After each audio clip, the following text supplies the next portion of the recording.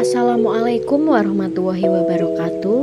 Kami dari kelompok 8 Metode dan Teknik BKPIA akan mempresentasikan hasil makalah kami yang berjudul Konsep Dasar Bimbingan dan Konseling Kelompok. Perkenalkan, nama saya Vita Nadia sebagai moderator sekaligus pemakalah. Lalu teman saya Mahardika Putri Adia sebagai pemakalah, Nurlaili Iklima Gita N sebagai pemakalah, dan Nur Hidayah Safitri sebagai pemakalah. Berikut isi materi dari pemakalah. Poin A, pengertian BK kelompok. Menurut Prayitno, bimbingan kelompok adalah suatu kegiatan yang dilakukan oleh sekelompok orang dengan memanfaatkan dinamika kelompok.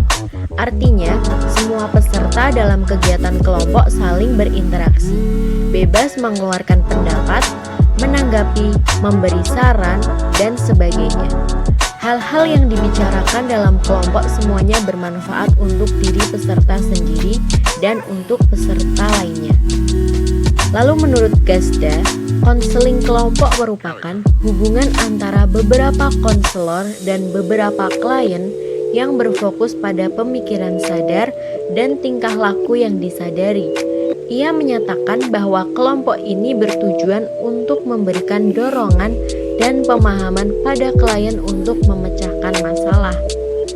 Jadi, kesimpulan yang dapat diambil adalah bimbingan dan konseling kelompok merupakan suatu proses bantuan kepada klien dengan membentuk kelompok yang memiliki tujuan untuk memecahkan masalah klien.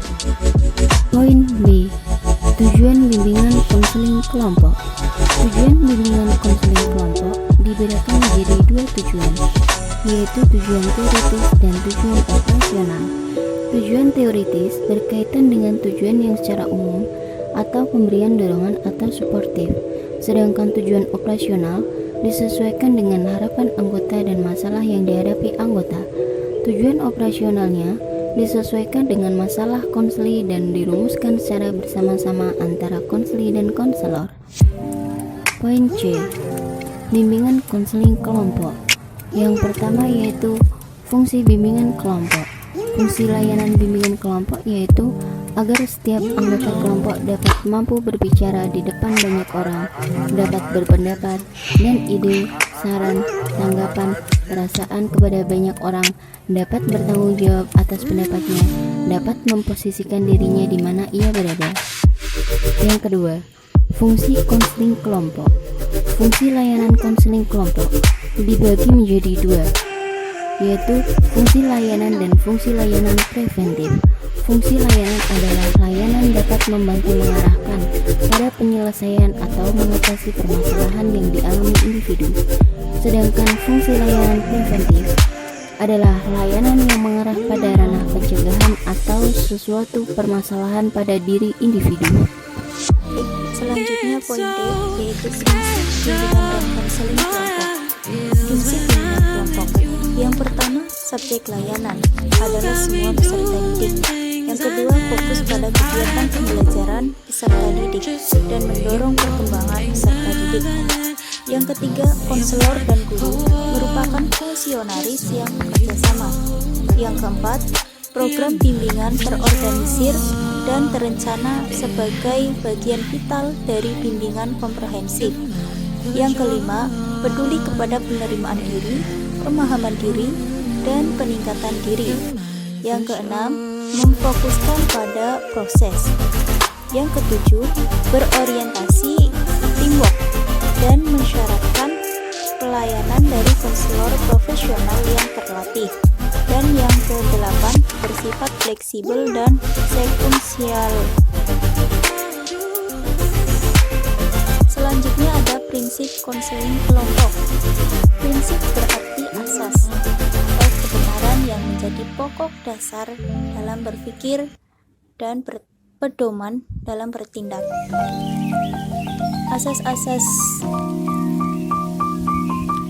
Asas-asas tersebut yaitu asas kerahasiaan, asas kesukarelaan, asas keterbukaan, asas kekinian, asas kemandirian, asas kedinamisan, asas keterpaduan, asas keahlian, asas ahli tangan, dan asas tuturi handayani. Poin E, lingkup materi bimbingan konseling kelompok. Yang pertama, bimbingan dan konseling di sekolah. Di sekolah terdapat kenyataan yang membuktikan bahwa para guru atau pembimbing menghadapi berbagai masalah di sekolah. Misalnya, menghadapi anak-anak yang mengalami kesulitan atau persoalan pada dirinya, sehingga proses belajar mengajar akan berjalan dengan efektif apabila siswa-siswa terbebas dari masalah-masalah yang mengganggu proses belajarnya. Yang kedua, bimbingan dan konseling di masyarakat umum.